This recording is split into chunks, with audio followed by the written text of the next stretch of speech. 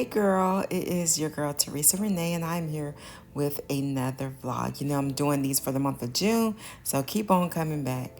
So in this vlog, I want to show you that my son had been in a car accident. He had emergency surgery on his neck.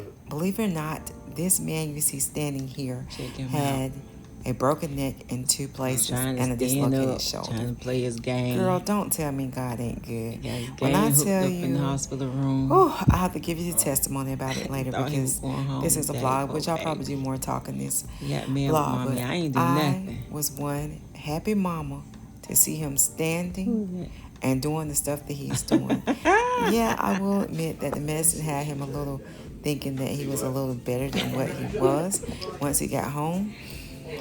He realized that how beneficial the hospital was. But I just thank God, God is amazing. God is good. Because you're looking at a miracle right now. If one of you guys can push this car, we'll get you out of here. Okay. You got to stop at the pharmacy? Yeah. Okay. Hey, Kira, you got that paper?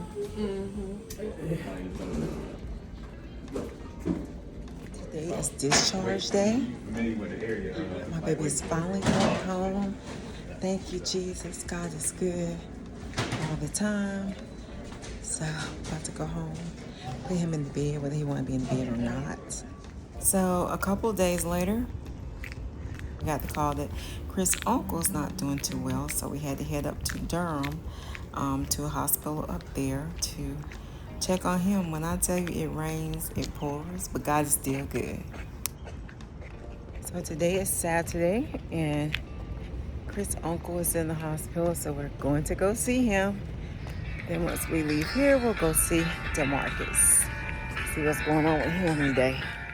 You know, we've been really busy. I forgot to mention that my grandmother had to have emergency surgery like a couple days ago. It's been crazy. It's been crazy, and I guess the floodgates have been let open, but it's all good. It's been an extremely busy month. And we're still going. Still going.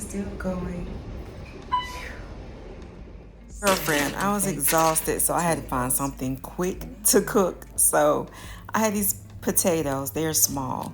So I made 4 of them, and I just kind of added some butter and just seasonings and sour cream and cheese. And then I had a rotisserie chicken that I actually had in the refrigerator.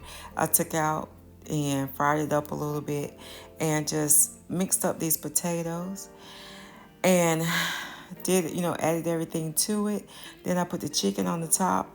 It was really, really good. But girl, let me tell you, I've been eating out so much to hospitals and food and fast food and stuff like that.